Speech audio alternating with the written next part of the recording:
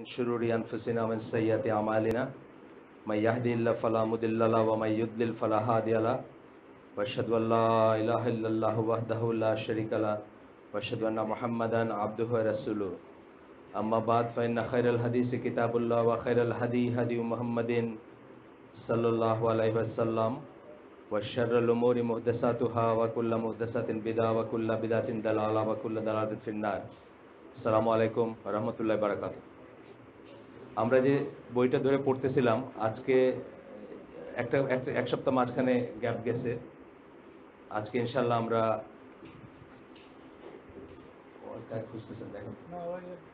এই সিস্টেমে বুঝছি একটা সপ্তাহ মাঝখানে গ্যাপ গেছে। আমরা আজকে আবার যেখানে শেষ করছিলাম সেখান থেকে শুরু করব। আমাদের ছিল বলবেন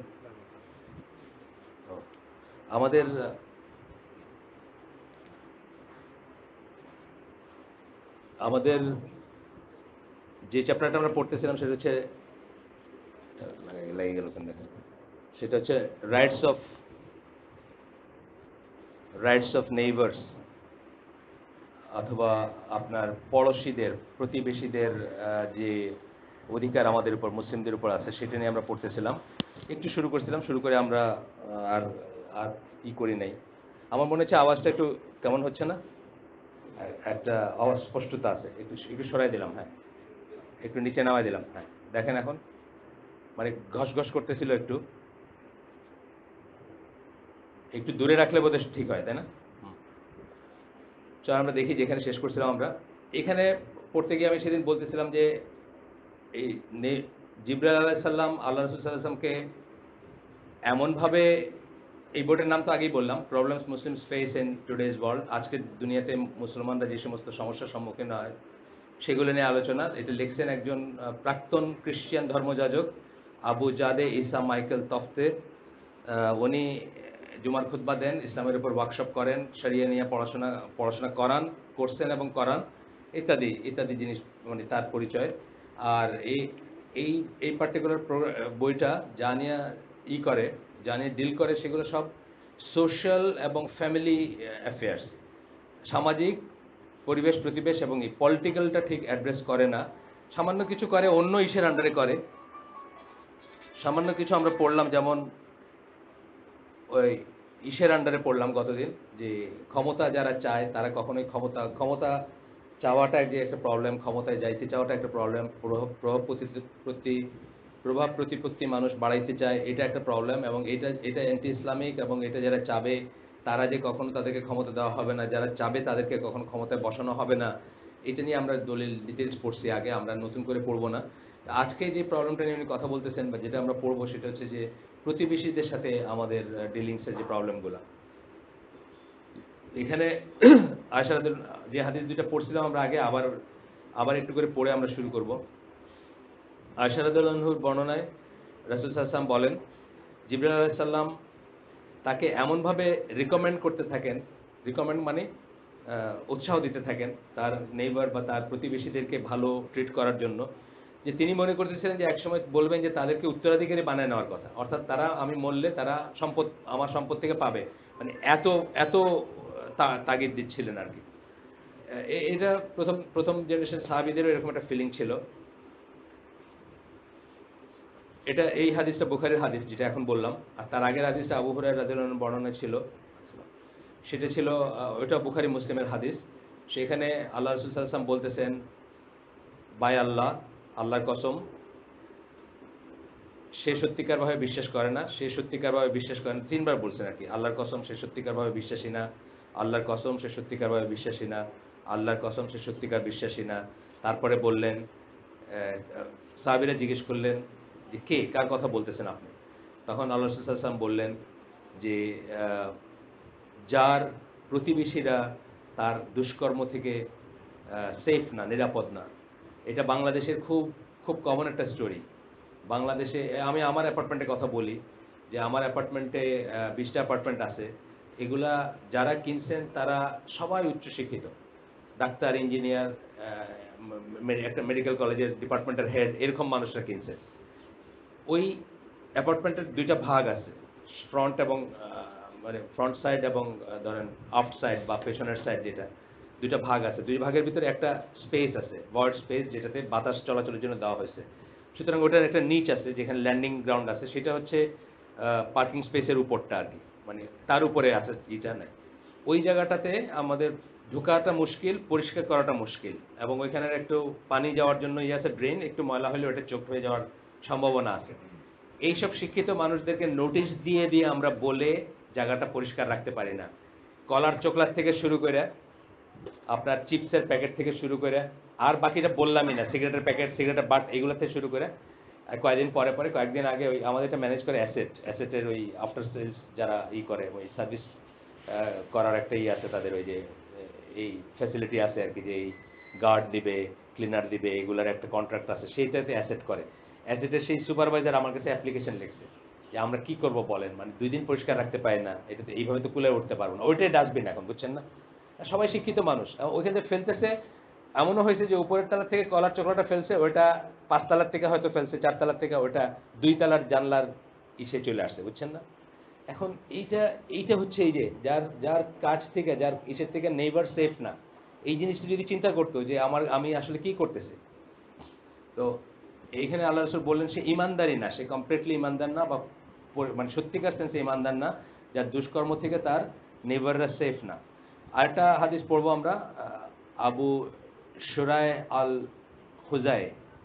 আমি ওই দিন গতদিন আপনার বলতেছিলাম যে এই নামটা আমি আগে শুনি নাই, এই বই ফার্স্ট শুনলাম আমি, বা এখানে আমি আগে আমার মনে করতে পারি না যে আমি নামটা জানি, তো হয়তো অন্য ফর্মে জানি বা অন্য কোনো যদি থাকে জানি না।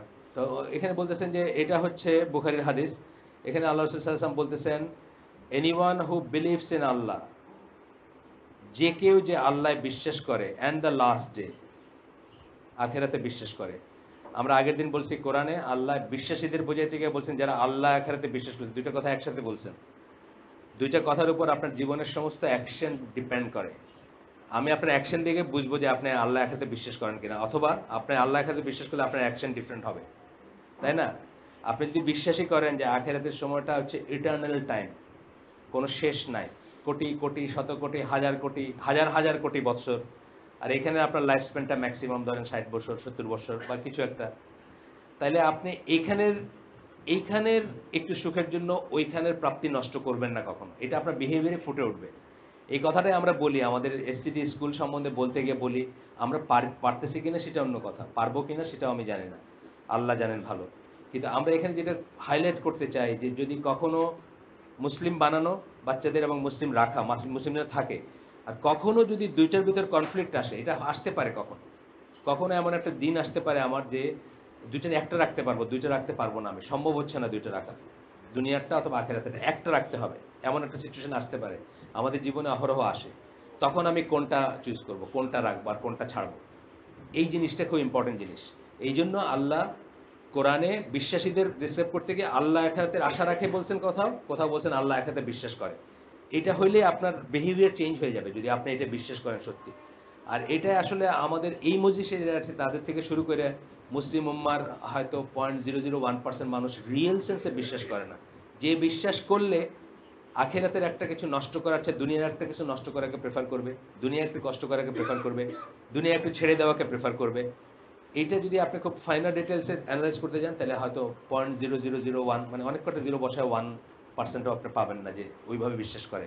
এই বিশ্বাসের সাথে ফিরে যেতে হবে আমাদের।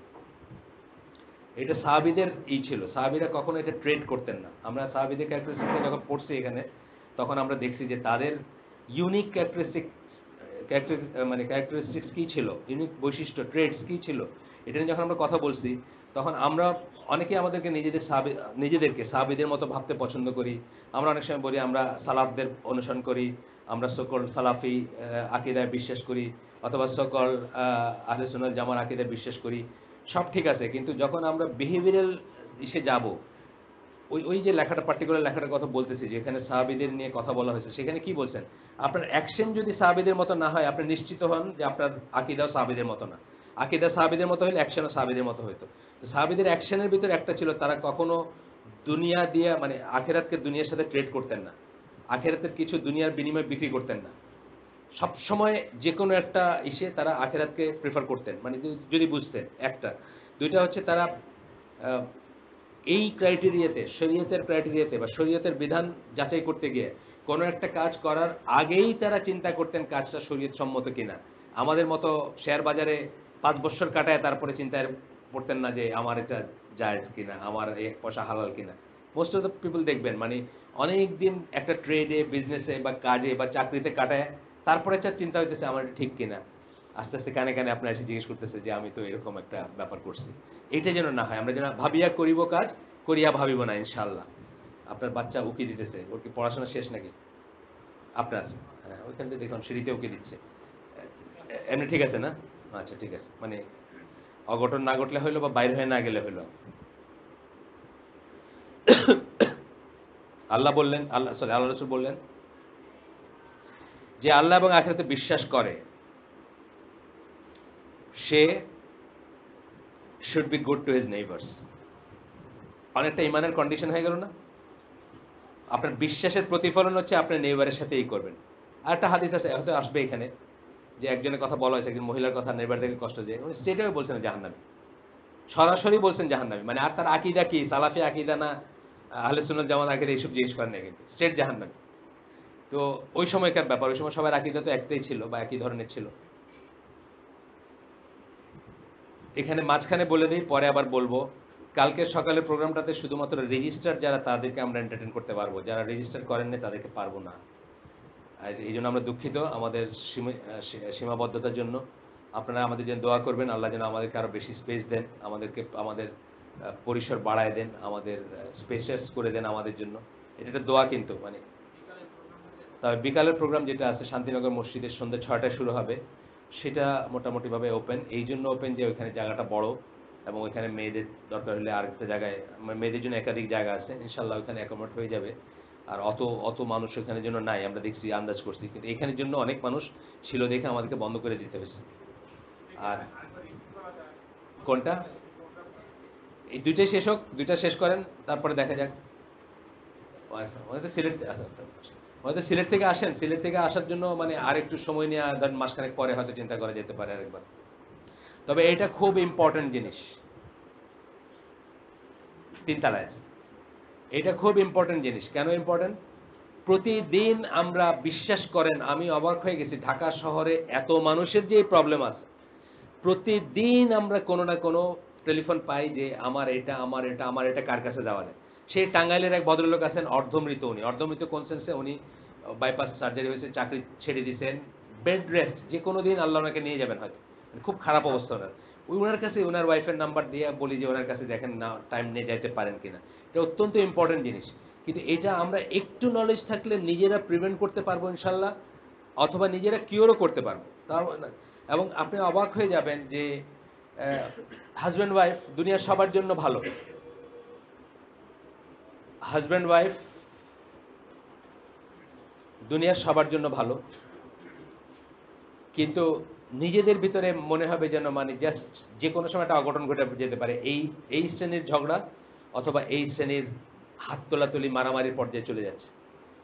এইটার পেছনে কিন্তু one of the main reasons হচ্ছে এই ধরনের জিনিসগুলা, তাবিজ অথবা ইভিল আই মানে নজর, অথবা আপনার জিন টাইপের জিনিস। আপনার ওই হাদিসটা জানেন, ওই হাদিসে অ্যাপ্লিকেশন কোথায় হবে? যে হাদিসটাতে বলছেন যে শয়তানের যে সিএনসি, যে মানে চিফ শয়তান, যে ইবলিস অথবা বিগ ওয়ান, সে তার কাছে রিপোর্টিং হয় দিনের শেষে কে কি করে আসছে। তো এক একজন এক একটা বলে, শায়াতিন যারা আর কি, মানে তার জুনিয়র যারা, তারা রিপোর্ট করে যে আজকে এটা করছে, এই খারাপ কাজটা করছে। সে মোটামুটি ভাবে মানে আচ্ছা ঠিক আছে ঠিক আছে এরকমই আনসার দেয়, কিন্তু যখন একজন বলে যে আমি আজকে হাজব্যান্ড ওয়াইফের ভিতরে লাগাই দিয়ে আসছি, তখন সে বলে তুমি একটা কামের কাম করছো। এইখান থেকে আমাদের বোঝা উচিত যে যখন আপনি আপনি মানে সকল সকল বিচার বিবেচনা অথবা সকল করে আপনার লজিক, মেডিকেল ডাক্তার দেখায় যখন বুঝতে পারতেছেন না যে জিনিসটা কেন হয়, এই পসিবিলিটিটা আপনার মাথায় রাখা উচিত। এবং it is very much a possibility যে এরকম কিছু। একদম রিসেন্টলি আমাদের একজন বোন, মানে আমরা আমাদের আমাদের ক্লোজ, উনি জাস্ট রুকিয়ার সিডি এবং যা দিছে আর কি ওইখান থেকে যেটা পাঠায়, ওইখান থেকে আপনার একটু তো আছে, রুকি আমাদের কাছে আছে, আমরা ফ্রি দিছি, যাদের ইচ্ছা নিয়ে যেতে পারছেন, আমাদের ল্যাপটপে লাগানো আছে, এখনো নিয়ে যান। রুকিয়ার একটা আছে, অডিও আছে, এটা বারবার বাজাইতে হবে আপনার ঘরে। এবং যদি মনে করেন যে আপনার কোনো সমস্যা হচ্ছে বা আপনি এটা সহ্য করতে পারতেছেন না, এই সিমটমগুলো দিয়ে আবার একটা ভিডিও দিচ্ছেন ওনারা, মানে এটা শুনলে যাদের সমস্যা আছে তাদের ভিতরে কি কি সিমটম আসবে, তাদের গা জ্বলবে, হাত পা জ্বলবে, বমি বমি ভাব আসবে ইত্যাদি, দেখবেন এখানে আছে সব সিমটমগুলো দেওয়া আছে। এবং আপনি এই বোনটার কথা আমরা বলতেছি যে উনি প্রত্যেকটা যে কটা কথা বলা হয়েছে হবে প্রত্যেকটা জিনিস ওনার হচ্ছে। উনি প্রথমে নিতেই পারতেছিলেন না এটা, অথচ উনি কিন্তু কোরআন তেলাওয়াত করেন। কোরআন তেলাওয়াত করলে এটা কোনো টেস্ট না, কোরআন তেলাওয়াত করলে যে আপনার ওইটা হবে না এমন কোনো টেস্ট না। যাই হোক, কথা হচ্ছে যে এইরকম জিনিসগুলো হইতেই থাকে বা হয়, এটার পিছনে আমাদের একটা রোল আছে। আমাদের লাইফস্টাইল তো আগে সবাই ঠিক ছিল না, আমাদের লাইফস্টাইল অনেক গড়বড় আছে। আমরা আহ, খারাপ জায়গায় গেছি, ধরেন কথার কথা, যেসব জায়গাগুলোতে এইসব জিনিসগুলো হয়। অথবা আমাদের দেশে কিছু সাউদার্ন বেল্টে, ধরেন চিটাগং, নোয়াখালী, বরিশাল শুরু করে পার্টলি কুমিল্লায়ও পাবেন আপনি, যে মানুষ কোনো কারণ ছাড়াই আপনি হাসতেছেন এটার জন্য আপনাকে একটা তাবিজ তুকার করে। আপনি আপনার হাজব্যান্ড ওয়াইফ হাসে হাসে কথা বলেন, এটা তার সহ্য হইতেছে না। অথবা আপনার দুঃসম্পর্কের কোনো আত্মীয়াকে সে বিয়ে করতে চাইছিল, আপনি এটাতে বেটো দিয়েছিলেন, বলছিলেন যে না এই বিয়েটার কাজ করবে না, এইটার জন্য সে আপনার তাবিজ করে দিচ্ছে যে আপনার জানে 14টা বাজে যায়। এরকম খুব করে বাংলাদেশ। তো এই জিনিসগুলা জন্য আমাদের কনসাস হওয়া উচিত, জানা উচিত, এবং লাইফস্টাইলটাকে ওইরকম করে নেওয়া উচিত যাতে এই জিনিসগুলো থেকে আমরা বেঁচে থাকতে পারি। যেমন যে ঘরে সূরা বাকারা সারা সকাল বিকাল পড়া হয়, যে ঘরে মূর্তি নাই, সিনেমা নাই, গান নাই, টেলিভিশন নাই, ওই ঘরে এইসব জিনিস ভর করার লাইকলিহুডটা অনেক কম, রাদার দেন যেই ঘরে ওই জিনিসগুলো আছে যেগুলোর কথা আমি বললাম, সেই ঘরে এই জিনিসগুলো ভর করার চান্সটা বা সম্ভাবনাটা অনেক বেশি। সো এগুলো আপনারা ইনশাল্লাহ খেয়াল করবেন, আপনারা এটা অ্যাটেন্ড করেন। আমরা আরও পপুলার ডিমান্ড যেহেতু আছে, আরও ওয়ার্কশপ করবো, অসুবিধা নাই। এর পরের বার দেখি আমরা, আসলে এবার তো হল ভাড়াটা চিন্তা করি নাই, হয়তো আমরা একটা হল ভাড়া চিন্তা করতে পারি, যে আমাদের বাসার পাশে ওখানে ওই ওই যে গত প্রোগ্রামটা যেখানে করে গেছিলেন আপনি, সেলনিবাস, কে গেছিলেন, এখানে কেউ গেছিলেন, আপনি গেছিলেন, কেমন হলটা মোটামুটি? হ্যাঁ, তো ওইখানে আমরা নিতে পারি, এগুলো তো প্রাইভেট জায়গা, এখানে আমরা চাইলে নিতে পারবো বা ই করতে পারবো। আমরা চিন্তা করবো এটা পরে, কিন্তু এইবারের জন্য আমি বলে দিচ্ছি যে যারা লিস্টে নাই তাদেরকে আমরা এন্টারটেইন করতে পারবো না এখানে। ইবনে উমর রাদিয়াল্লাহু আনহুর বর্ণনায় আসতেছে আরেকটা হাদিস, বুখারীর হাদিস। আল্লাহ রাসূল সাল্লাল্লাহু আলাইহি ওয়াসাল্লাম বলতেছেন, there was a time when no one was more entitled to a person's money than his Muslim brother. একটা সময় ছিল, ইবনে ওমর বলতেছেন, একটা সময় ছিল যখন একজন মানুষের পয়সার ব্যাপারে, পয়সার উপর তার মুসলিম ভাই চেয়ে বেশি দাবিদার, হকদার কেউ ছিল না, তার মুসলিম ভাইয়ের চেয়ে হক বেশি কারো ছিল না। Now people have their dirhams and dinars more, sorry, now people love their dirhams and dinars more than their Muslim brother. এটা তো আমরা দেখতেই পাচ্ছি। এটা কিন্তু এটা কোন যুগের কথা বলতেছেন? এটা আল্লাহ রসুল সাল্লাহ সাল্লামের যুগের কথা বলতেছেন, মানে ওই সময়টার কথা বলতেছেন যখন একজন মানুষ তার একাধিক ওয়াইফ থাকলে প্রপোজ করছে যে আপনার যেহেতু ওয়াইফ নাই, আপনি মক্কা থেকে আসছেন মুহাজির, আমি আমার একজন ওয়াইফ ডিভোর্স করে দিয়ে আপনি তাকে বিয়ে করেন, এটা প্রপোজ করছেন। মানে একজন ভাই, একজন নেইবার, একজন মুসলিম ভাইয়ের এই পজিশন ছিল। এখন বলতেছেন যে উনি বেঁচে থাকতেই বলতেছেন, ইবনে ওমর বলতেছেন যে এখন মানুষ তাদের দিহরাম, এবং এটাকে একটু ই করা যায় নাকি, একটু একটু চাপাই দেওয়া যায়, এটা তো আরেকটা এই সিস্টেমের ফ্ল আর কি। না, এই ডোরটা ওপেন করে দিলে এইটার কন্টিনিউটি চলে যাবে, এটা একটা সমস্যা। আমরা দেখি কি করা যায়। উনি আপনাকে দেখ খুঁজতেছেন বোধহয়।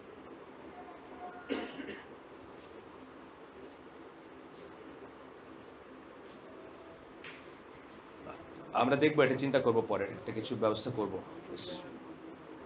সেটা দেখা যাওয়াটা এখান থেকে খুব ভালো না।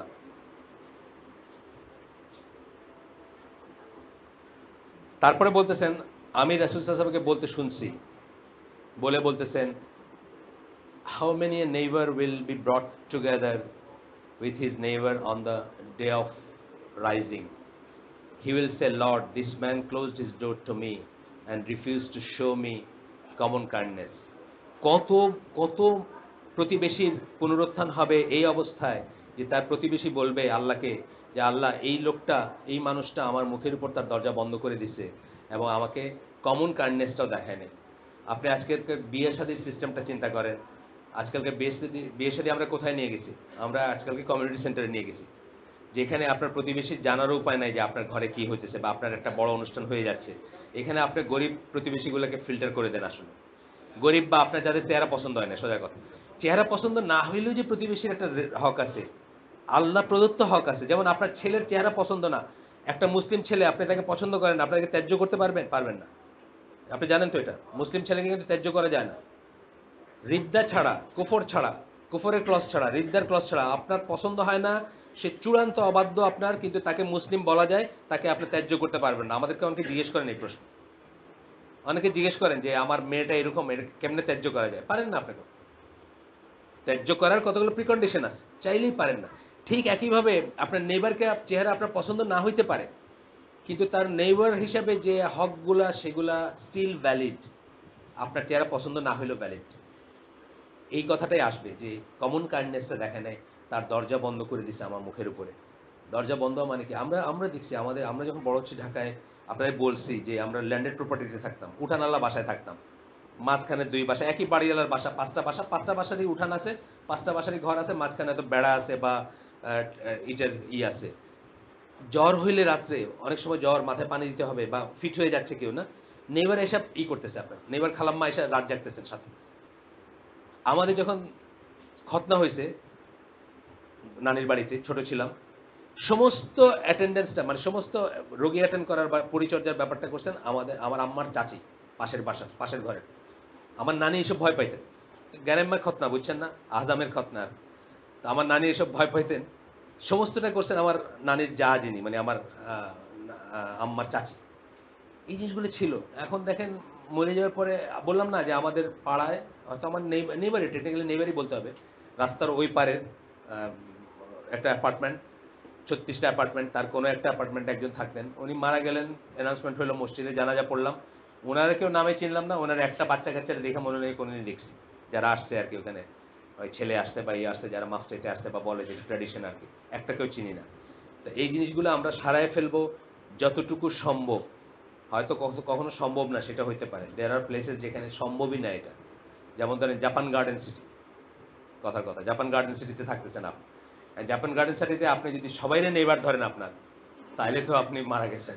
মানে এটা হয়তো প্র্যাকটিক্যালি সম্ভব না, সবাই আপনার নেবেন। ঠিক আছে, নেক্সট ডোর আমার ফ্লোরটাতে তো আছে, চারটা আছে, ওদেরকে আমি চিনি, ওদের সাথে আমার একটা গিভ অ্যান্ড টেক থাকুক, ওদের সুখে দুঃখে একটা এই থাকুক, অ্যান্ড দেন পারলে আর একটু বেশি, আমার যদি আল্লাহ সঙ্গতি দেন, বিল্ডিংটাকে চিনলাম বা আরো 2টা ফ্লোর উপর নিচে চিনলাম, এরকম আর। আব্দুল্লাহ ইবন আমর বিন আলাস এর বর্ণনা একটা হাদিস, বুখারীর হাদিস। আল্লাহ রাসূল সাল্লাল্লাহু আলাইহি ওয়াসাল্লাম বলতেছেন, the best of companions in the sight of Allah is the best of them towards his companion. আল্লাহর চোখে সবচেয়ে উত্তম সংসর্গ বা বন্ধুত্ব বা সাহচর্য হচ্ছে তারা কোম্পানি হচ্ছে তারা যাদেরকে তাদের কম্পেনিয়নরা পছন্দ করেন, অর্থাৎ তাদের সাথে যারা উঠা বসা করেন তারা পছন্দ করেন, তারা যাদেরকে ভালো মনে করেন। And the best of neighbours in the sight of Allah, সবচেয়ে ভালো প্রতিবেশী আল্লাহর চোখে হচ্ছে, is the best of them মানে যে তাদের ভিতর যে, in the sight of Allah, আল্লাহর চোখে সবচেয়ে বেস্ট হচ্ছেন যে নেইবারদের প্রতি যিনি বেস্ট, অর্থাৎ নেইবারদের সাথে আচরণে বেস্ট। আচ্ছা, আবু হুরায়রা রাদিয়াল্লাহু আনহু একটা হাদিস দিয়ে আমরা এই হাদিসের চ্যাপ্টারটা শেষ করব। সেটা হচ্ছে, যার হাত থেকে বা যার কাছ থেকে তার প্রতিবেশীরা সেফ না, সে জান্নাতে যাবে না। He will not enter paradise, যাবে না, শেষ। ইফ এন্ড বাট নাই কিন্তু কোনো। 1 বছর পরে যাবে, 100 বছর পরে যাবে, 1000 বছর জাহান্নামে জ্বলার পরে যাবে, এরকম কোনো কথা নাই, না। আবার পড়ি, আমি ইংলিশ ভার্সনটা পড়ি। A person whose neighbours are not safe from him from his evil will not enter paradise. Will not, শেষ। ইফ অ্যান্ড বাট নাই কোনো। আমরা সাবধান হয়ে যাব ইনশাল্লাহ।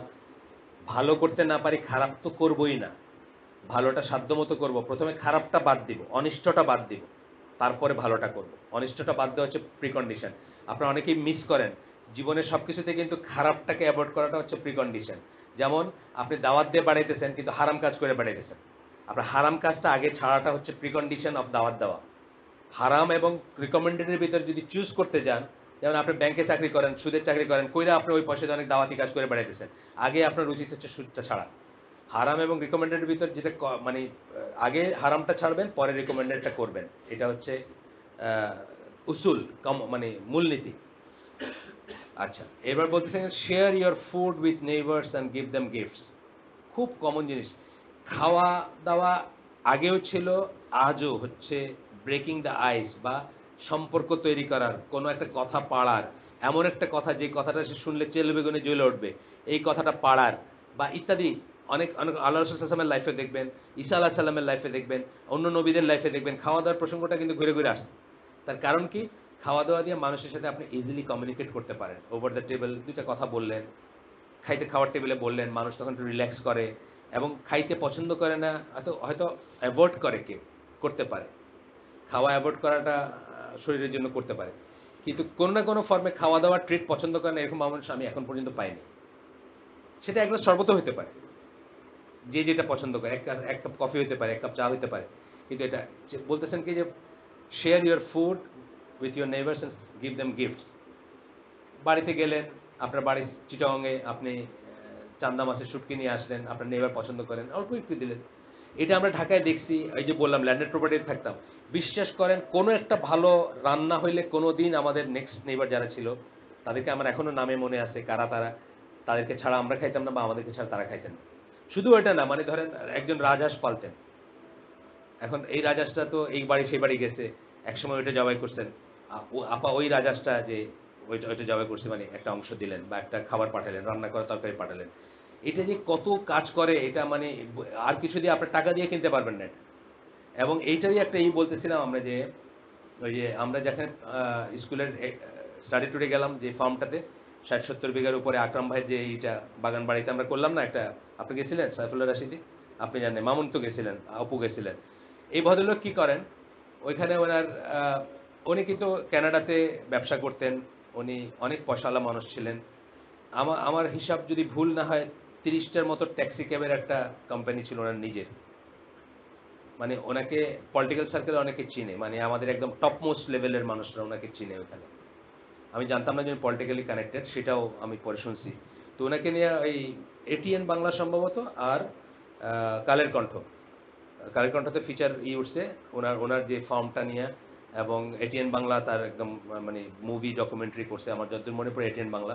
উনি আমাদেরকে লিঙ্ক দিছিলেন, আমি ওটা শেয়ার করি নাই, কারণ ওনার ওই বুঝ নাই যে এটার সাথে তো আরো অন্য কিছু দেখবে মানুষে, আর আমার তো টেলিভিশনই নাই, আমি এই জন্য টিভির লিঙ্কটা আর শেয়ার করি নাই। কালের কণ্ঠে উঠছিল, সেটা বোধহয় শেয়ার করছিলাম গ্রুপে, যাই হোক। তো ওনার যে ফার্মটা, আমরা গেলাম বেড়াইতে, সারপ্রাইজিংলি কি উনি ওইখানে গরু, মাছ এবং হাঁস আছে ওনার কিছু।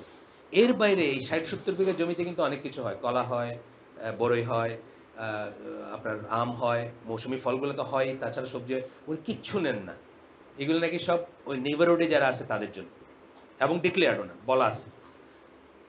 সেই জন্য যেটা হয়েছে যে ওনার ফার্মে কোনোদিন চুরি হয় না, ওনার ফার্মে কখনোই চুরি হয় না, কেউ কিছু চুরি করে নিয়ে যায় না, ওনার মাছ পাড়া দিতে হয় না।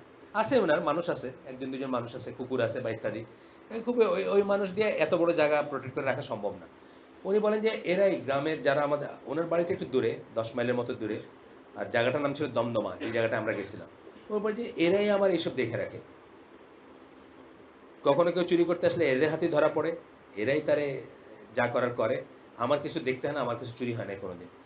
এতে কেন, মানে এই যে দিয়ে খাচ্ছেন যে কনসেপ্টটা, নেইবার যে সে দেখতেছে এখানে একটা কলার ছড়ি, এখানে একটা আম, অনেক আম, এখানে এর মানুষ থাকে না কিন্তু এখানে অনেক আম হয়, এখানে মানুষ থাকে না কিন্তু এখানে বড়ই হয়, এইগুলো তারা যদি শেয়ার পায় বা পায়, তাদের একটা মায়া মমত্ব আসে, একটা রেসিপ্রোকেটিং আসে, স্বাভাবিক, কিন্তু মানুষ একদম স্বাভাবিক একটা ইনস্টিংক্ট। এই জন্য দেখবেন যে সমস্ত গ্রামে মানুষজন দিয়ে খায়, তার নেইবারের সাথে শেয়ার করতেছে বা দিয়ে খাচ্ছে, তাদের এবং আমাদের কিন্তু যারা আমরা দিয়ে খাই না, বা যারা জাকাত দেয় না, যারা ওষুধ দেয় না, যারা যারা দরজা বন্ধ রাখি, সোজা কথা, যে আমাদের আমি বলি না যে আমি নাইজেরিয়াতে দেখছিলাম, আমি নাইজেরিয়াতে প্রথম যাই 1984 সালে, ওইখানে প্রথম দেখলাম লোহার ব্যবহার, তখন আমাদের দেশে হয় নাই, খালি গ্রিল গ্রিল গ্রিল গ্রিল, লোহার খাঁচা, বুঝছেন না? নাইজেরিয়া তো one of the most corrupt society পৃথিবীর, মানে বড় লোকরা অত্যন্ত বড় লোক, এবং চুরি করে গান করে দিতেছে, আর গরিব মানুষ একদম রাস্তার ভিতর, মানে আমাদের দেশে যে অবস্থা আর কি, একদম ফ্লাইওভারের নিচে ঘুমাইতেছে এই অবস্থায়। তো ওইখানে গিয়া মানে দেখলাম যে খালি লোহা লোহা লোহা। আমাদের দেশে তখন শুরু হয় না এটা। আজকে যেটা আপনি দেখবেন, সেকেন্ড থেকে কি দেখা যায়, উপর থেকে চাবিটা সুতা দিয়ে ফেলতেছে। আপনি মেহমান আসছেন, কেন? আপনার খাঁচা আছে এখানে, খাঁচার ভিতরে আপনি নিজের বন্দি করছেন, আর খাঁচার চাবি এখন মেহমানদের দিতে হবে, ও সে এখন খুইলা ঢুকবে আর কি। আমি আমি সেক্ষেত্রে আমার বোনের শ্বশুর, এই আমার ভাইয়ের শ্বশুর বাড়ি ছিল, ভাইয়ের শ্বশুর বাসা ছিল থার্ড ভাইটার কোন একটা রোডে। তা আমরা আসলে ওরা উপর থেকে ওই ইটা দিত, চাবিটা দিত, ওইটা দিয়ে আমরা খুলে ঢুকতাম। এই যে লোহার খাঁচা কেন তৈরি করতেছি? Because we don't have good relation with others, commoners, others, বুঝছেন না? হ্যাভ নটসদের সাথে আমাদের ভালো রিলেশন নাই, হ্যাভসদের। এই জন্য আমরা মনে করি আমাদের আমাদের ভেঙে ফেলবে, মাইরে ফেলবে, কেটে ফেলবে, সব নিয়ে যাবে লুট করে। এই জন্য আমাদের সব খাঁচা, ঘরে ঘরে সব গ্রিল, লোহার কাজ বেড়ে গেছে না অনেক। বাংলাদেশের লোহার কনজাম্পশন তো মাশাল্লাহ, মানে এটা দিয়ে যদি বিচার করা হয় উন্নতি, তাহলে এই গ্রিলের লোহা দিয়ে বিশাল ইন্ডাস্ট্রিয়ালাইজ নেশন আমরা। তো এটার কারণ হচ্ছে একটা জিনিস, শেয়ার না করা। যে আপনার নেক্সট ডোর বা যে আশপাশের আছে, অথবা আপনি তাকে মনে করতেছেন অনাকাঙ্ক্ষিত, অথবা গ্রামে আপনার হঠাৎ রেমিটেন্স পাঠাইছে আপনার ভাই, এখন আপনি একটা প্রাসাদ তুলছেন, ভাইগুলো সব পড়ে গেল, আপনি চিন্তা করছেন যে এগুলো তো সব আমার সব খায় ফেলবে, এই করে ফেলবে, এই এখন আপনি ফেন্স দিতে শুরু করছেন, গ্রিল দিতে শুরু করছেন, লোহার কাজ বেড়ে গেছে আপনি। আইডিয়ালি মুসলিম দেশে লোহার কাজ লাগার কথা না, আমি যেটা বুঝি মুসলিম দেশে লোহা লাগার কথা না, বুঝছেন না? কিন্তু এমন দুঃখের কথা হলো যে ইউরোপিয়ানরা ফেন্স ছাড়া বাড়িতে থাকে, আর মুসলমানরা সব লোহার ভিতরে থাকে এখন আর। কারণ আমরা সেই প্র্যাকটিসটা ছেড়ে দিছি, অথবা আমাদের উপর এবং নিচের ভিতরে তফাৎটা এত বেশি যে আমরা ভয় পাই যে ওরা এসে আমাদেরকে মানে লুট করবে বা সব করে নিয়ে যাবে। হয়তো হয়তো করবেও, হয়তো করবেও, কিন্তু এটা এটা একদিনে হয় না, এটার জন্য অনেক ব্যাকগ্রাউন্ড আসতে বাই আছে। একটা সৎ নেইবারহুড যদি থাকতো, নেইবারহুড যেখানে গুডউইলের ভিত্তিতে, সততার ভিত্তিতে, অথবা সুন্নার ভিত্তিতে একটা গিভ অ্যান্ড টেক থাকতো, যত বড় যত ছোটই হোক। আমাকে ফজলুল হক ভাই বলতেছিলেন যে নোয়াখালীতে ওনাদের বাড়ি যেখানে, ওইখানে খালি জাকাত এবং গোসর দিলে কোনো চুরি ডাকাতি হইতো না, মানুষ এত সমাজবদ্ধভাবে বাস করতো এককালে। কিন্তু সেটা না দেওয়াতে দেখা যায় যে নোয়াখালীতে কিন্তু ওই একটু একটু রিমোট জায়গাতে অনেক ডাকাতি হয়, যারা বড় লোক তাদেরকে ডাকাতি হয় অনেক। এটার রিজন হচ্ছে এটা, উনি বলতেছিলেন। যাই হোক, এখানে আমরা একটা দুইটা হাদিস পড়ি এই অংশে। আয়েশা রাদিয়াল্লাহু আনহার বর্ণনায়, বুখারীর হাদিস, আল্লাহ রাসূল সাল্লাল্লাহু আলাইহি ওয়াসাল্লাম বলেন, আমার দুইটা প্রতিবেশী আছে। ও, আল্লাহ রাসূল সাল্লাল্লাহু আলাইহি ওয়াসাল্লাম, আল্লাহ রাসূল সাল্লাল্লাহু আলাইহি ওয়াসাল্লামকে আয়েশা রাদিয়াল্লাহু আনহা জিজ্ঞেস করছেন, আমার দুইটা প্রতিবেশী আছে, কাকে আমি উপহার দিব? আল্লাহ রাসূল সাল্লাল্লাহু আলাইহি ওয়াসাল্লাম বললেন, to the one whose door is nearer to you, যার দরজাটা তোমার দরজার তোমার সবচেয়ে কাছে। একটা দিক নির্দেশনা পেলাম না আমরা? অনেক সময় আমরা কি করি, আমরা আমরা আমাদের সম্পদটা সীমিত, যা দিব আমি সীমিত। আমার ১ পোয়া গোশত হয়েছে, ধরেন আমার একটা মুরগির থেকে ১ পোয়া, এখন কয়জনকে দিতে পারবো? সেইখানে কাকে প্রেফার করব? বুঝছেন না? এটা একটা মূলনীতি পাইলাম আমরা। নেইবার কাকে বলবো, কোন অর্ডারে বলবো, কতজনকে ফার্স্ট, কতজনকে এই করবো, আছে না এরকম ব্যাপার? আমাদের নেক্সট অফ কিনের ভিতরে তো আছে, কে আমাদের সবচেয়ে কাছে, উপরে নিচে। আমাদের উপরের দিকে বাবা মা, নিচের দিকে ছেলে মেয়ে, যখন আমরা এসে যাই ওয়ারিসের ব্যাপারে যাই। তো এইভাবে ডেফিনেশন যে নেইবার কে কাছে, যার দরজাটা আপনার কাছে, একটা দিক নির্দেশনা পাইলাম আমরা। যেটা আমি বললাম জাপান গার্ডেন সিটিতে, ধরেন যে ফ্লোরে থাকি, সেই ফ্লোরের ভিতরে আবার 4টা আছে, ধরেন সেই 4টার ভিতরে আবার একটা আছে আমার দরজার ঠিক উল্টা দরজাটা। তাইলে কখনো যদি আমার এমন এমন অবস্থা হয় যে আমি আমার কাছে একটা জিনিস আছে স্পেয়ারেবল, যেটা আমি আমার নেইবারকে দিতে পারি, তখন যার দরজাটা আমার অপোজিট দরজা, সে প্রেফারেন্স পাবে। এটা কিন্তু ইরেসপেক্টিভ অফ তার চেহারা আমি পছন্দ করি কিনা তা না কিন্তু। তবে অফকোর্স মুসলিম অমুসলিমের ক্রাইটেরিয়া সেটা সবসময় ছিল, ওটা থাকবে। বা অমুসলিমের চেয়ে মুসলিমকে বেশি করবেন সেটা থাকবে, সেটা একটা থাকবে। বাট নেইবার হিসেবে যখন আসবে পিওরলি, তখন ডিসটেন্সটা, এই ডিসটেন্সটাকে কনসিডার করবেন। আরেকটা আমরা দেখি, দেখে আমরা নেক্সট টপিকে যাব। ইবনে আব্বাস রাদিয়াল্লাহু আনহুর বর্ণনায় আসতেছে, বুখারীর হাদিস। ইবনে আজ-জুবায়ের বলেন, না, ইবনে আব্বাস বলছেন ইবনে আজ-জুবায়েরকে, that he heard the Prophet sallallahu alaihi wasallam say, তিনি আল্লাহ রাসূল সাল্লাল্লাহু আলাইহি ওয়াসাল্লামকে বলতে শুনছেন। হাদিসগুলো এভাবে আসে, আমি অমুক থেকে শুনছি, অমুকে বলতেছেন যে উনি আল্লাহ রাসূলকে বলতে শুনছেন। হাদিসের মেথোডলজি আপনারা জানেন কিভাবে বর্ণনা করা হয়। A man is not a believer who fills his stomach while his neighbor is hungry. একজন মানুষ বিশ্বাসী না যখন সে তার পেট ভরে নেয় এবং তার নেইবার অভুক্ত থাকে।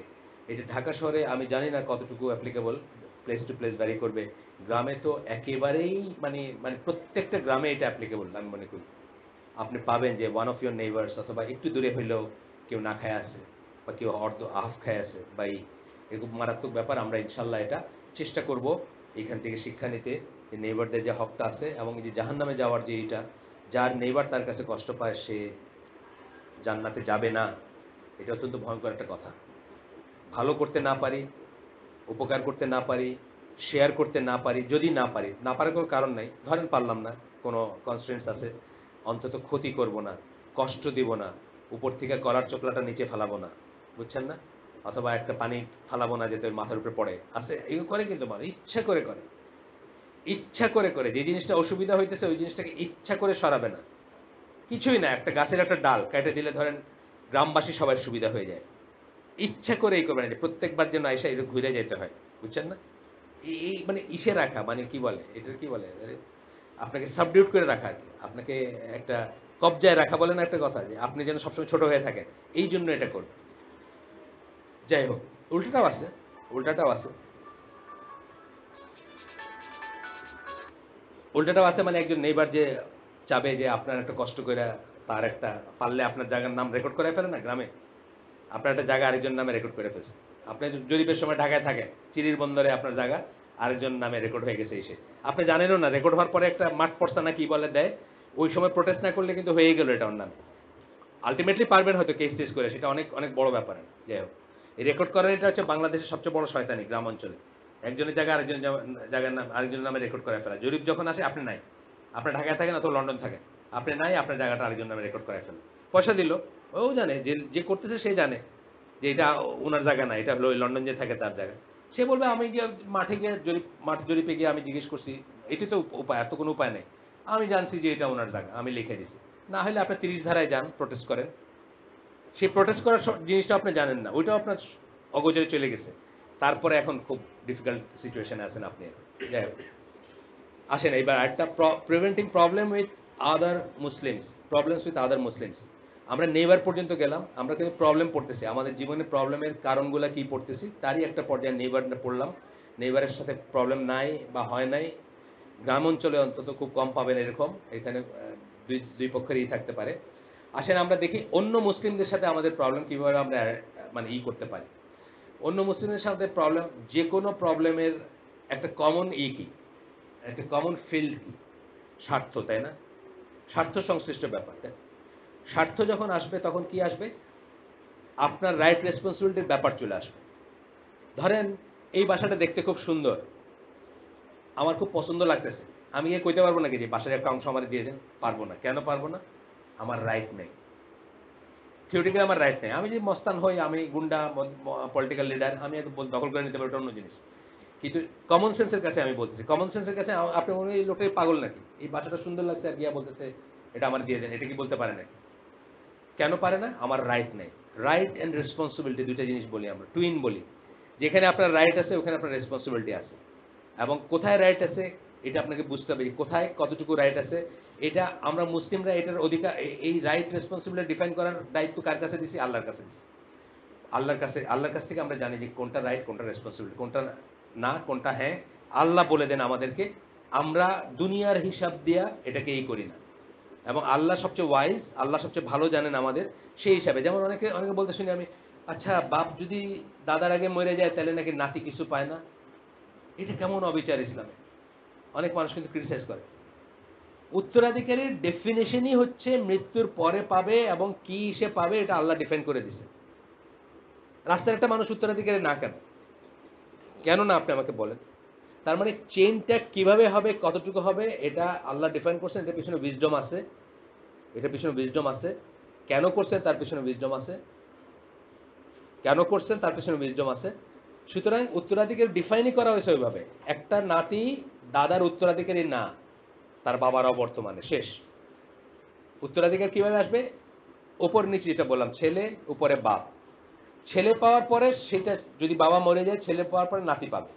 কিন্তু ছেলে মারা গেছে আগে, অটোমেটিক্যালি নাতি সেটা পাবে না। দাদা দিতে পারেন, সেটা অন্য জিনিস। আমারই ফ্যামিলিতে আছে, আমার এক চাচা, তার ছেলে মারা গেছে, তার একটা জায়গা ছিল, যে জায়গাটায় ছেলেটা ঘর বানাইছিল, সেই জায়গাটা উনি আর ফেরত নেন নাই। ওটা বড় দামি জায়গা, তার ওয়াইফ ওটাকে করতেছে, বাচ্চাদের জন্য তিনি করছেন, কিন্তু এটা মাস্ট না। তো যাই হোক, রাইট রেসপন্সিবিলিটির কথা আসি, যে আমরা রাইট রেসপন্সিবিলিটির ব্যাপারগুলা আমরা মনে করি তাওকিফি মানে এগুলো আল্লাহর তরফ থেকে নির্ধারিত। সকল রাইট, ওয়াইফের উপর কতটুকু রাইট আছে কতটুকু নাই, হাজব্যান্ডের উপর কতটুকু আছে কতটুকু নাই, বাবার উপর কতটুকু আছে কতটুকু নাই, ছেলের উপর কতটুকু আছে কতটুকু নাই, সমস্ত কিছু আল্লাহর তরফ থেকে আসছে, আল্লাহর তরফ থেকে নির্ধারিত। তাহলে আমরা প্রথমে ওইটা জানতে হবে, ওইটা জানলে আমাদের জন্য সুবিধা হবে। আমরা শুধু শুধু দুঃখ পাবো না, শুধু শুধু কষ্ট পাবো না। অনেক সময় কিন্তু আমরা শুধু শুধু দুঃখ কষ্ট পাই, মন গড়া দুঃখ কষ্ট পাই। যেমন ধরেন, আমি আপনার ঘরে গেছি, আপনাকে নক করছি, আসসালামু আলাইকুম সাইফুল্লাহ রাশিদি, আমি এনামুল হক, কোনো আনসার নাই। আসসালামু আলাইকুম সাইফুল্লাহ রাশিদি, আমি এনামুল হক, আনসার নাই। কিন্তু আমি জানি আপনার ঘরের ভিতরে আছেন, আমি নিশ্চিত যে আপনার ঘরের ভিতরে আছেন। সাইফুল্লাহ রাশিদি 3 নম্বর বার, আমি এনামুল হক, আসসালামু আলাইকুম, রেসপন্স নাই। আমার রাইট ওইটুকুই ছিল। এখন আমার রেসপন্সিবিলিটি হচ্ছে ওই দরজার থেকে চলে আসা এবং অনুমান করা যে আপনি একটা প্রাইভেট সময় অতিবাহিত করতেছেন, যে সময় আপনি ইন্ট্রুডার চান না, যে সময় আপনি ডিস্টার্ব হতে চান না। এইটা আল্লাহ প্রদত্ত রাইট আপনাকে দেওয়া হয়েছে। আপনি চাইলে কাউকে ঘরে ঢুকতে না দিতে পারেন আপনার প্রাইভেট সময়ে, এবং আমারও মাইন্ড করা উচিত না, একেবারে কিছু মাইন্ড করবো না। আমি জিনিসটাকে একটা স্বাভাবিক ঘটনা মনে করে আমি এখানে সুন্দর মনে চলে আসবো। পরদিন সাইফুল্লাহ রাশিদের সাথে দেখা হলে আবার হাসছে, আমি আসসালামু আলাইকুম সাইফুল্লাহ রাশিদ, কেমন আছেন, ভালো আছেন, এই বলতে পারবো। কিন্তু 90% অফ দ্য সোকল মুসলিম এটা বলতে পারবে না, তার মনটা খারাপ হয়ে যাবে যে সাইফুল্লাহ রাশিদ আমার গলা শুনছে, আমি এটা বুঝছে, তারপরে দরজাটা খুললো না। ঠিক না কথাটা? আমরা নিতে পারি না, কারণ আমরা রাইট রেসপন্সিবিলিটি গল্প থেকে, উপন্যাস থেকে, কাফেরের থেকে, মুশরিকের থেকে নানাভাবে আমাদের ভিতর ফর্ম করছে। এটা বুঝছেন না? রবীন্দ্রনাথ লিখছে এটা, অমুক লিখছে এটা, হুমায়ুন আহমেদ কইছে এটা। এখান থেকে আমাদের রাইট রেসপন্সিবিলিটির, বন্ধুত্বের, ভ্রাতৃত্বের ক্রাইটেরিয়াগুলো আসছে, আল্লাহ থেকে আসেনি। আল্লাহ থেকে আসলে আমি বুঝতাম এই রাইটটা তার আছে, আমার কিছু করার নেই, শেষ।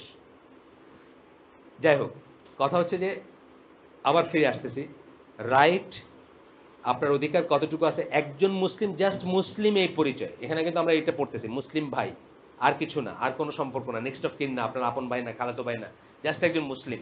সেই হিসাবে কতটুকু রাইট আছে এটা যদি আমরা জানতাম, তাহলে সেই হিসাবে আমরা বুঝে চলতে পারতাম। আসেন আমরা হাদিস পড়ি পয়লা।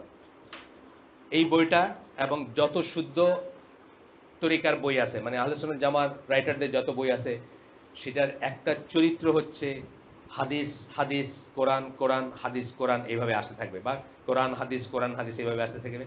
নিজের কথাগুলা খুবই কম থাকবে, আর থাকলেও সেগুলা হাদিস এবং কোরআন দিয়ে সাবস্টেন্সিয়েট করা থাকবে। যেমন এইটা দেখেন, আমি আমি এই ভিতরে বসে কত করে হাদিস বলে ফেলছি। আরেকটা পড়বো এখন, বুখারী এবং মুসলিম দুইটারই হাদিস। আব্দুল্লাহ ইবনে ওমর বলেন, আল্লাহ রাসূল সাল্লাল্লাহু আলাইহি ওয়াসাল্লাম বলেন, দ্য মুসলিম ইজ হি, মুসলিম ডিফাইন করতেছেন, সে হচ্ছে মুসলিম, from whose tongue and hand a Muslim is safe, যার জিহ্বা থেকে এবং হাত থেকে অপর মুসলিম নিরাপদ। And the immigrant is he who gives up what Allah has prohibited for হিম।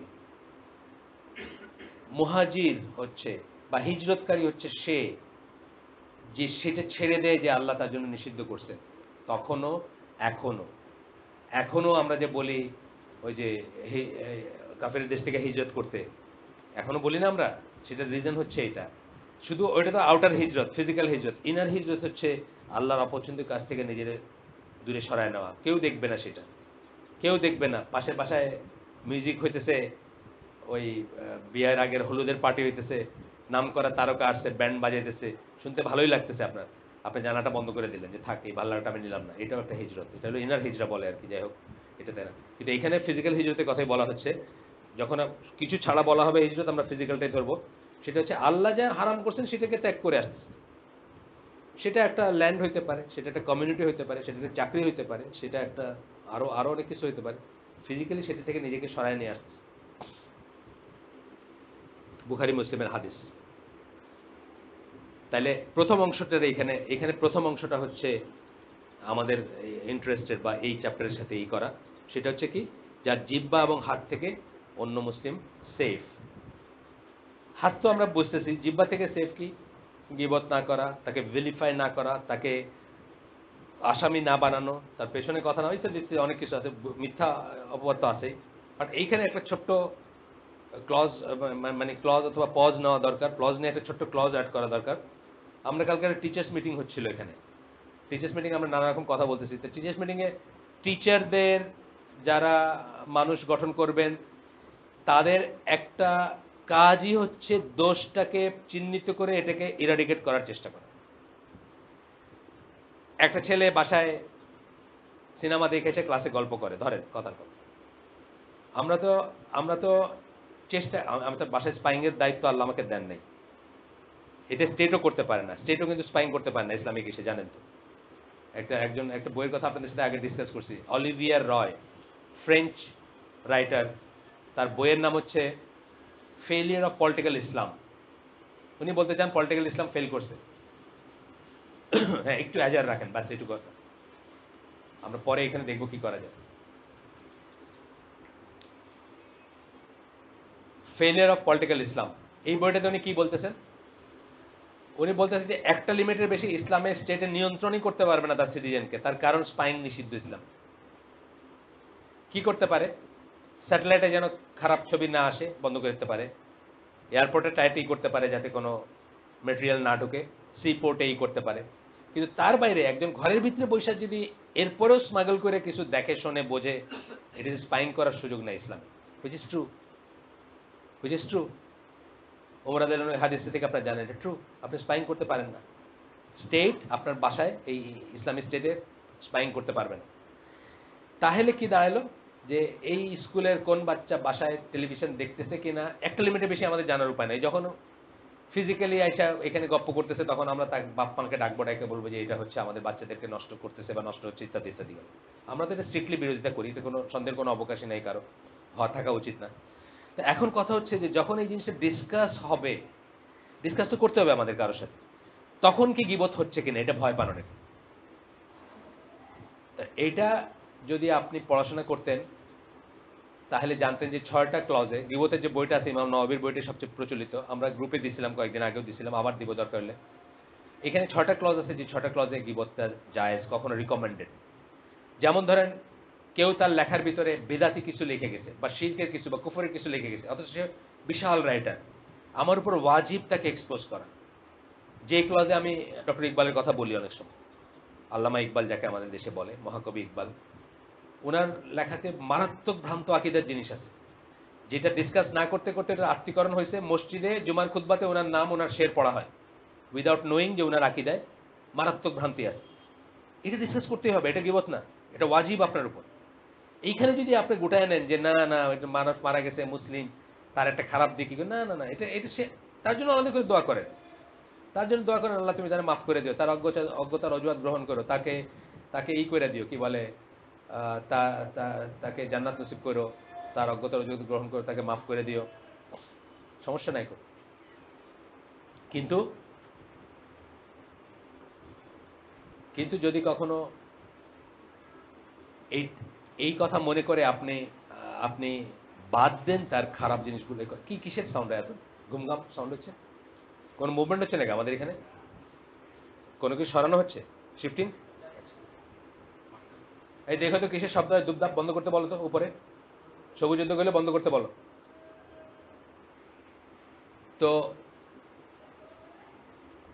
তাইলে কিন্তু আপনি আপনার ওয়াজিবাত ফুলফিল করবেন না, এবং এইভাবে কিন্তু জেনারেশনকে জেনারেশন ধ্বংস হয়ে গেছে না, বুজুর্গের নামে ধ্বংস হয়ে গেছে না।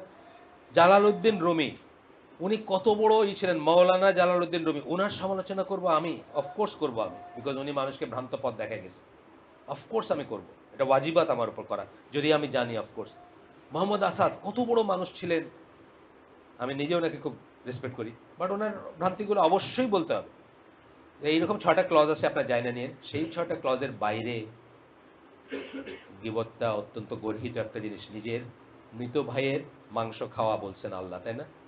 ইনশাল্লাহ আমরা সেই লাইনগুলো এই করবো। সেগুলো সাধারণত সেই লাইনগুলো দৈনন্দিন জীবনে আসে না, মানে আমি আমি যে ক্লজগুলোর কথা বলতেছি, যে 6টা ক্লজে গীবত করতে হইতে পারে বা করাটা ওয়াজিব, সেগুলো দৈনন্দিন জীবনে খুব কম আসে, এক্সেপ্ট ধরেন এই যে বিয়ে শাদী এবং ব্যবসার ব্যাপারে আসে। এই দুইটা ব্যাপারে কিন্তু আবার এটা বলতে হবে আপনাকে, আপনার আপনার ছেলের সাথে অমুকের মেয়ের বিয়া ঠিক হইতেছে, অমুকের অমুক এসে আমার জিজ্ঞেস করলো যে এই ছেলেটা কেমন, আমি জানি যে গত বছর পাগল হয়ে গেছে, আমার বলতে হবে কিন্তু এইখানে এই মায়া দেখায় লাভ নাই যে আরে আমার এত বন্ধুর ছেলে, আমি কি করে বলি যে ছেলেটা গত বছর পাগল হয়েছিল। না, এখানে বলতে হবে যে গত বছর পাগল হয়ে গেছে। এটা জায়েজ, শুধু জায়েজ না, এটা বলতে হবে। এরকম ভাবে ব্যবসার ব্যাপারে আছে, একজন মানুষ দেখতে খুব চমৎকার, খুবই খুবই খুবই সফিস্টিকেটেড, খুব খুব ওয়েল ম্যানার্ড, ওয়েল বিহেভ, কিন্তু এই চেহারা এই চেহারা ব্যয় করে অথবা এই চেহারাকে মূলধন করে সে বহু মানুষের সাথে ব্যবসার নামে পার্টনারশিপ করে তাদের টাকা পয়সা মাইরা ভেঙে যায়। এটা আপনি জানেন, আমি জানি না। আমি আপনি জিজ্ঞেস করলাম যে সাইফুল্লাহ সাথী বলেন তো এই ভদ্রলোকের চরিত্র কেমন, তখন আপনার ফুলের মতো পবিত্র বলার ভিতরে কোনো ক্রেডিট নেই। আপনাকে বলতে হবে যে হ্যাঁ এমনি এইভাবে মানুষ ঠকায় খায়, যাতে আমি ওই ট্র্যাপে না পড়ি। ঠিক আছে, আসেন আবার আসি। সেকেন্ড হাদিস, আবু হুরায়রা রাদিয়াল্লাহু আনহু বর্ণনায়, বুখারী এবং মুসলিমের হাদিস, এভরি মুসলিম হ্যাজ 5 রাইটস। রাসূল সাল্লাল্লাহু আলাইহি ওয়াসাল্লাম বলেন, অফকোর্স প্রত্যেকটা মুসলিমের, আমরা সবাই জানি এখানে মরলে, তারপরে মনে করা দেওয়ার ব্যাপার আছে, প্রত্যেকটা মুসলিমের আরেক মুসলিমের উপর 5টা অধিকার আছে। এগুলো খুব সিম্পল জিনিস, কিন্তু আমরা মনে করে করি না যে অধিকার আছে, আর মনে করে এটা ডিসচার্জও করি না। জানাজায় যাই, যেতে হয়ে যাই, সোশ্যাল জানাজায় যাই আর কি, কিন্তু রিলিজিয়াস জানাজায় যাই না। রিলিজিয়াস জানাজায় গেলে কি তার রাইট আছে মনে করে, বা আমার কি করণীয় আছে সেটা মনে করে যাব। 5টা কি? সালাম করলে উত্তর দেওয়া, রোগী হইলে মানে কেউ অসুস্থ হলে তাকে দেখতে যাওয়া, জানাজার প্রসেশন যেটা ফিউনারাল প্রসেশন মানে লাশ নিয়ে কবর যাওয়া পর্যন্ত, সেটাতে শরীক হওয়া, দাওয়াত কবুল করা, আর হাঁচি দিলে হাঁচির উত্তরে ইয়ারহামুকাল্লাহ বলি যে আমরা সেটা বলা, জবাব দেওয়া আর কি, সোজা কথা। এই 5টা হচ্ছে যে কোনো মুসলিম, আম মুসলিমের উপর আম মুসলিমের রাইট, বুঝছেন না?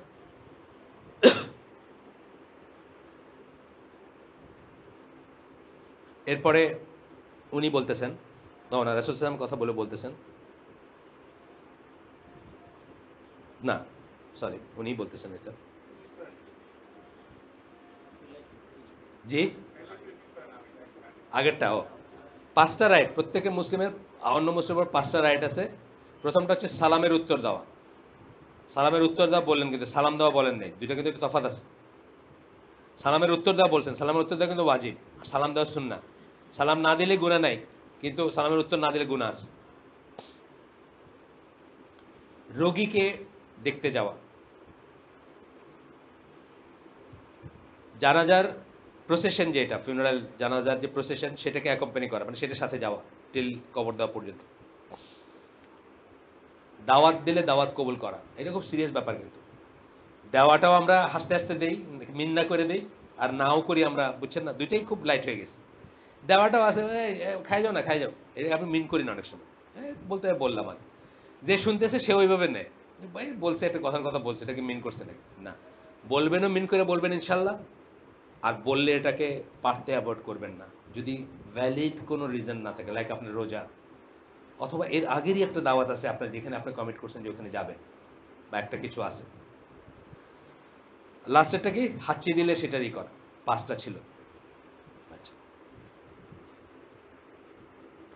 এইখানে ভাই এগুলো বলছেন, যাই হোক ইয়ারহামুকাল্লাহ, এগুলো এক্সপ্লেন। আবু হুরায়রা রাদিয়াল্লাহু আনহু বর্ণনা আরেকটা হাদিস আসতেছে, আল্লাহ রাসূল সাল্লাল্লাহু আলাইহি ওয়াসাল্লাম বলেন, বিওয়্যার অফ সাসপিশন, জন সন্দেহ, সন্দেহ থেকে দূরে থেকো বা সাবধান থেকো।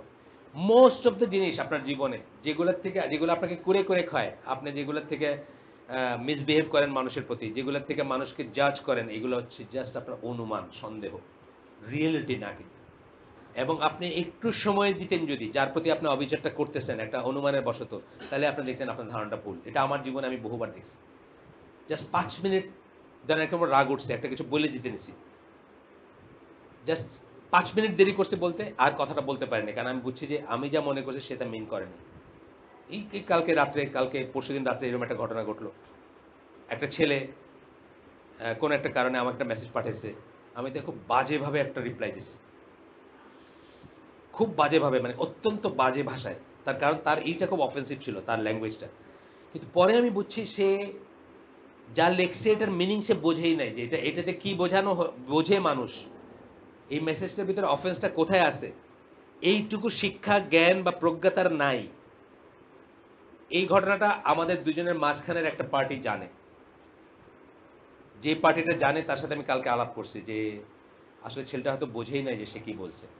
সেও সাথে সাথে এগ্রি করলো যে সে বোঝে নাই যে সে কি বলছে। এটা আমার অন্যায় হয়েছে, আমি স্বীকার করতেছি। কিন্তু অ্যাট দ্য সেম টাইম আমি কি বলছি যে আমরা মুসলিমরা জাজ করব বাহ্যিক দিয়ে, ভিতরের দিয়ে না। কিন্তু ভিতরে ঢোকার আমাদেরকে কেউ ক্ষমতা দিচ্ছেন? আল্লাহ দিচ্ছেন ভিতর জানার।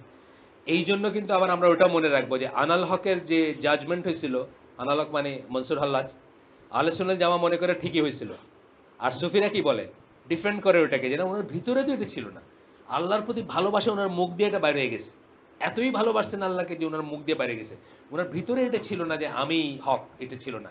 কিন্তু আমরা ভিতর দিয়ে জাজ করবো না, আমরা জাজ করবো কি বাইরে দিয়ে। যে লাইলাহা ইল্লাল্লাহ বলতেছে তার লাইলাহা ইল্লাল্লাহটা বলাটা সত্য, এটাই আমরা জানবো। ভিতরে মুনাফিকি আছে কিনা এটা জাজ করার ক্ষমতাও আল্লাহ আমাদের দেন নাই, আর জাজ করতে আমাদেরকে বলেনও নাই। ঠিক না? ইনশাআল্লাহ। আবু হুরায়রা রাদিয়াল্লাহু আনহুর বর্ণনায় রাসূল সাল্লাল্লাহু আলাইহি ওয়াসাল্লাম বলেন, সন্দেহ থেকে দূরে থেকো বা সাবধান থেকো সন্দেহ প্রবণতা, সন্দেহ, অনুমান, জান। For suspicion is the greatest falsehood. এই অনুমান বশত সবচেয়ে বড় মিথ্যাচারগুলো হয়, সবচেয়ে বড় মিথ্যাগুলো আসে অনুমান করে আসে। Do not try to find fault with each other. ছিদ্রান্বেষণ করো না একজন আরেকজনের। ছিদ্রান্বেষণ করলে ফল্ট পাবেন না? অবশ্যই পাবেন, অবশ্যই পাবেন। এখানে আমরা কি পারফেক্ট আছি? কেউ নাই, সুতরাং ফল্ট পাওয়াই যাবে। ছিদ্রান্বেষণ করতে না করছেন। Do not spy on one another. এটা তো বললাম পার্সোনাল লেভেলে তো দূরে থাক, রাষ্ট্রীয় লেভেলে নিষিদ্ধ এটা। রাষ্ট্রও পারেন না তার সিটিজেনের ঘরে স্পাইং করতে, সুতরাং ইসলামে আর কি, ইসলামী রাষ্ট্র। Do not spy on one another. দেখেন এগুলোর কিন্তু প্রত্যেকটার জন্য সম্পর্ক নষ্ট হবে। কিন্তু আমরা কি পড়তেছি? মুসলিমের সাথে মুসলিমের সম্পর্ক, মুসলিমের সাথে মুসলিমের অধিকার, এটা নিয়ে পড়তেছি, জেনারেল পড়তেছি, নেভার শেষ, এখন জেনারেল পড়তেছি। Do not spy on each one another. Do not vie with one another. Vie মানে কি? প্রতিযোগিতা করা। ও চাইতেছে এটা, আমি চাইতেছি এটা। কমনলি কি হয়? বিয়ের ব্যাপারে হয়, মাছের বাজারে হয়, এগুলো কিন্তু হাদিস আছে। বিয়ের ব্যাপারে আপনার ভাই প্রস্তাব করছে, এখানে আপনি প্রস্তাব করবেন না টিল ইট ইজ ফিনিশড। যেটা আমরা এখানে ফলো করি, আইসিডি চেষ্টা করি ফলো করতে। আইসিডিতে আমরা ম্যাচ মেকিং করি, আল্লাহর জন্য করি, কিন্তু একটাই শেষ না হওয়া পর্যন্ত এখানে সেকেন্ড কথা বলতে দেই না, আমরা বলি না। একটা পর্ব শেষ হবে, তারপরে সেকেন্ড কথা আসবে। বুঝছেন না? একটা মেয়ে খুব সুন্দরী, একজন কথা বলতেছে, আরেকজনের কাছে খবর চলে গেছে, উনিও এখন এসে বলতেছেন যে আচ্ছা এনাম ভাই এরকম না। মাছ বাজারে এটা কিন্তু বাংলাদেশে খুব হয়। আজকাল রেমিটেন্সের পয়সা আসছে। আপনার ঢাকার থেকে ছাপোসা চাকরি করে গেছেন, গ্রামের বাজারে একটা একটা নড়া নড়া আইড মাছ দেখছেন অনেকদিন পরে। আপনারাই বলছে, কথার কথা আপনাকে বলছে যে ৩,০০০ টাকা, অনেক বড়। তা আপনি ১-১.৫ হাজারের রেঞ্জে বলবেন কিনা ভাবতেছেন, আরেকজন তার ব্যাগটা দিয়ে বললো যে দিয়ে দাও। পাশ থেকে আইসে, সে আগে ছিল না সিনে, সে শুনছে আপনার কথাটা, জাস্ট আপনাকে বলছে যে ৩,০০০ টাকা। আপনার বার্গেন শেষ হয় নাই, কথা শেষ হয় নাই। আরেকজন লন্ডনে থাকে অথবা ইটালি থাকে, ব্যাগটা দিয়ে বললো দিয়ে দাও। হয় না এরকম? খুব অহরহ হয় এই জিনিসগুলো করতে না করতেছে। তারপরে কি? Do not envy one another. Envy, হিংসা, ঈর্ষা। কতগুলা ঈর্ষা জায়েজ আছে, সৎ কাজের ঈর্ষা জায়েজ আছে। ওমর, ওয়ালাইকুম আসসালাম। এটা কি আমরা এখানে করে রাখি? এইখানে অনেক জায়গা বোধহয় বন্ধ করে দিলাম নাকি? এখানে একটা ব্যবস্থা করতে হবে যেন ওইটা খোলা যাবে না। ওইটা খুললে এটা হবে। কোন পার্টিশন? না না, ওইটার কথা আমি বলতেছি না। আমি বলছি যে এখানে আমরা একটা এই লাইনটা খালি রেখে দিতে পারি, বুঝছেন? ইনশাল্লাহ আমাদের নতুন তো, এটা নতুন হচ্ছে ব্যবস্থাটা। আমরা আজকে কালকে থেকে আমরা এই লাইনটা খালি রেখে দিয়ে এক পাশে বসলাম, তাইলে একদম একদম ইনার রুম পর্যন্ত যেতে পারবে। আর এইটা দিলে হয় কি, এই দৃষ্টিটা বন্ধ, আটকায় যাবে, হাফ বাগড়া হয়ে যাবে। না না, আমি ওটা বলতেছি, আমাদের আপনারা যে লাইনটায় বসছেন এই পাশের একটা লাইন আমরা ছেড়ে দিলে মানুষজন একদম ভিতর পর্যন্ত যেতে পারবে, টয়লেটগুলো ইউজ করতে পারবে, সব মিলে বলতেছি। মানে কালকের থেকে বা এইভাবে যদি আমরা বসতে শুরু করি, তাহলে আমরা যেটা করব যে সবাই এই সেটটা ঘেসে বসবো, এইখানে একটা স্ট্রিপ খালি রাখবো আর কি, ইনশাল্লাহ। আচ্ছা আসেন, তারপরে বলতেছেন এই হাদিসটা পড়ি, শেষ করি। আচ্ছা এইটাই শেষ। হিংসা করতে না করছেন, ঈর্ষা কিন্তু রিকমেন্ডেড কিছু ব্যাপারে আছে। আবু বকর রাদিয়াল্লাহু আনহুকে সারা জীবন ওমর রাদিয়াল্লাহু আনহু ঈর্ষা করে গেছেন, যে সব কাজ তার আগে করে ফেলছেন। কোন কাজ উনি এমন পান নাই যেটা আবু বকর করতে বাকি রাখছেন আর উনি আগে করবেন, এটা পান নাই। এই জন্য একটা ঈর্ষা করছেন না, বলছেন খোলাখুলি, এটা রাগ ঢাকের কিছু না, খোলাখুলি বলছেন। এই ঈর্ষা কিন্তু জায়েজ আছে। আরেকটা ঈর্ষা বা জায়েজ আছে, যেটা হচ্ছে নিজের ওয়াইফ বা নিজের আন্ডারে, আপনার আন্ডারে যারা মেয়েরা আছে, তারা পরপুরুষের সাথে মিশবে না, কথা বলবে না, হাসি ঠাট্টা করবে না, এক্সপোজ হবে না। এই যে কনজারভেটিভ ঈর্ষা বা